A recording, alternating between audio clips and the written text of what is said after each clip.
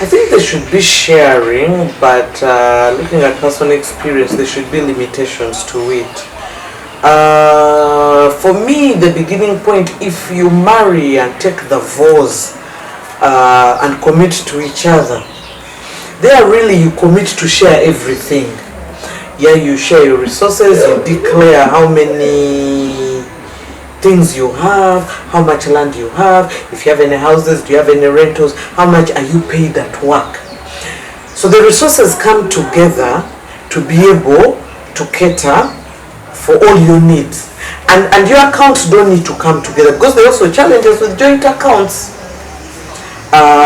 which I've also experienced on, views on joint accounts. But you can have your accounts separate, but I know my husband earns so much, I earn so much, he knows how much I earn, I know how much he earns. Now sometimes people start off sharing everything, but then you realize sometimes you come across documentation that your husband either got a promotion or got a pay rise. There's some institutions that either take into consideration inflation, but you will not declare. So I know he gets 1 million, 10, 20 years down the line he earns 1 million. Yes, because something has happened along the way and I've lost his trust. There could be many reasons. Things happen along the way.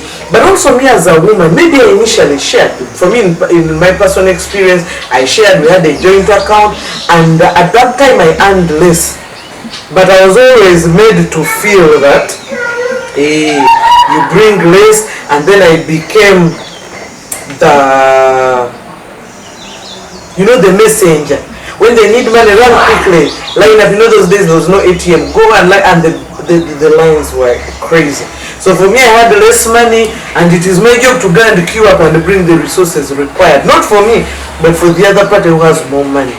And so literally, when it reached to a level where I felt this was a lot of disrespect, because I couldn't go to line up because I was busy. I thought, that job of yours, what is it even? How much do you? And I used to earn 30,000 as a journalist at the end of the month, and my negligible money, I had no rights to speak back, to challenge. I couldn't say I'm busy at work because what I brought was negligible. To cut the long story short, it reached a point when I earned more, but people still now wanted to retain the other powers. But anyway, from that experience, early on, before we even had a child, I was so mad, I went and withdrew all the money in the account and closed the account and split. Me, I took my 30,000 and I gave him how much? And I'm like, go open your own account and run it, Your Majesty. And I stayed with my 30,000 and opened my own account and started managing my resources. So while I continued to contribute, and we actually did projects together, one of the agreements I pushed for is that any property we acquire together must be in the name of our child. By then there was a child on the way.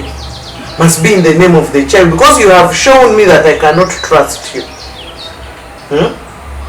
when it comes to resources. But I also realized that when I declared my resources and I had priorities, my priorities didn't matter. And many times, I don't know about other women, but most priorities are for the home normally. And men, sometimes their priorities, especially when sometimes there's suspicions of other responsibilities, you realize it's no longer about the home. So when this money would come, there was always need to divert it. And sometimes it wasn't really a negative priority, but let's say he has his siblings' tuition to pay, and he didn't have resources. So this time I contribute money, it becomes now my problem. When it is his problem, it is mine. But I also have siblings to take care of, but his siblings should be more important than mine. We had cases like that. I started realizing there's a bit of dishonesty. Yes? When I declare my resources, it is the one to cater for everything. His resources is as and when he wishes, Yeah. So I also changed the strategy on what I declare. As my income changed, I stopped declaring. But maybe, women were a bit obvious. I buy a new shoe, I buy a new dress with a matching bag and what. So maybe you could see that, yeah, some money is around and things like that. But also when there is death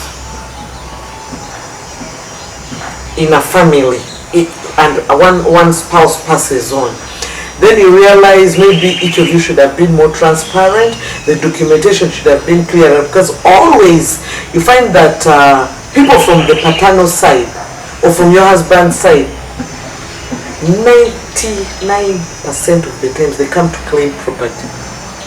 The guy had the car, they have come for it. The guy had the house, you get out of the house. They don't even know who owns the house. That is actually sometimes the last thing people expect. It is always expected that the woman is the inferior one in terms of resource ownership in the home. Because of course culturally whatever comes from his family, the land, their home belongs to the man. You've left your home, possibly without resources, but you're in employment. Nobody thinks for a second that you could have bought land, you could have built the house you're living in, you could have bought the car you drive and the one he drives. It's always assumed it's the man doing for you all these things. So when a man dies, people always want to come and take away his things, and they get shocked when these things are not in the man's name, even the car is driving. Now the woman must have forged, but especially when it's unexpected death, the woman must have forged. Yes, there are cases when women forge wills, but it's always thought that women own nothing, and his family wants to come and take away these things, even if there's a child involved is leaving behind. And when they realize that the child is the obstacle for them to access these resources, then they want to come and take away your child so that they can access those resources. Yeah, now we are the ones with the child, you go. Okay, now these are ours. So you see, there's ideally I would support sharing and openness, but experience also shows to what extent. So you find all these funny scenarios where women are hiding property in their siblings' names, and mostly I don't know why we hide property in our brother's name. And there's always that other story of how your brother stole your things because you put everything in his name and there's no evidence they are your things. Something happens to you, if I died, nothing would come back to my kids because nobody knew that those things that are in my brother's name are mine. His own wife will think those are his things. So those levels of trust sometimes have challenges, but sometimes it works. So women are busy hiding things. There's so many funny stories of men paying rent in a house owned by the wife. Because there is no openness, and when they find out, they are so mad. There is murder, there is beating, because they shock. Sometimes the man struggles, maybe he has robbed the money for office, they have arrested him, corruption or what, the risk men have to take because of the responsibility they have. Yet they could have got a buffer from the wife, and those are some of the things we question and look at when we challenge issues of inequality. When a woman has more resources, when a woman has a better job, how does she then balance? How does she treat these issues of empowerment, and what does she use her source of power as a leverage to oppress the man, to mistreat the man because of fear, or that is how they appreciate and understand power, because that is how it has always been presented to them. So ideally, if you agree to come together, you should share everything and cushion each other. Resources brought together, needs and wants of the family addressed as a family, on the understanding that there's openness and trust.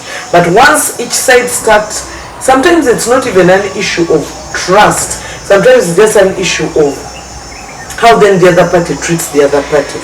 Yes, because we have a joint account, I possibly have, but for you, you just keep withdrawing the money and doing whatever you want with it, and halfway the month our account is empty. But you didn't buy food at home, you didn't buy any fuel, you didn't pay fees for the kids, but there is no money. What happens to the money? So also sometimes there are those issues. So I think general financial discipline and attitude should be something that is nurtured in us as kids, when we're getting marriage counseling. Of course, financial discipline is like any other habit. It is taught over time. So I think they should be sharing, but it depends on the level of trust you've established amongst each other. And there should be proper documentation. I think the way we encourage to write wills and document, I think is the way we should document We should document ownership of things, the resources we bring the family, and most times, sometimes you find the couple itself is working okay.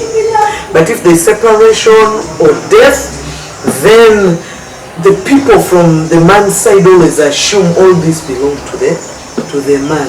But also there are funny scenarios where even if the law says if one spouse dies, automatically the property becomes that of the other spouse.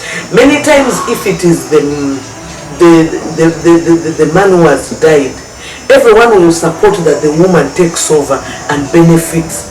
But when the woman dies, many times you also find the woman's family said this was our daughter's things, the man cannot have them. It is no longer, even if she has left behind her kids and what. There are scenarios like that where the man is denied things that belong to his wife. But I am the other spouse. I am the spouse. It doesn't say if it is a man, he can't benefit. Another area not related to property in the laws of Uganda where I see unfairness is, for instance, a foreign woman, if she marries a Ugandan, automatically she takes on the citizenship of the husband. In my family, we have members of the family, both female and male, who have married non-Ugandans. Now, for the cases of the females who have married my brothers, automatically, even in issuing passports, they become Ugandans by marriage. However, the females, yes, they don't allow their husbands, even in the passport office, even if the law is clear, they say, no, we don't expect a man to depend on a woman. Yeah? So they are denying them citizenship or residency because they are male, but I'm married to a woman, a Ugandan woman, and we've decided to come and live in Uganda. Why can't I benefit from those provisions?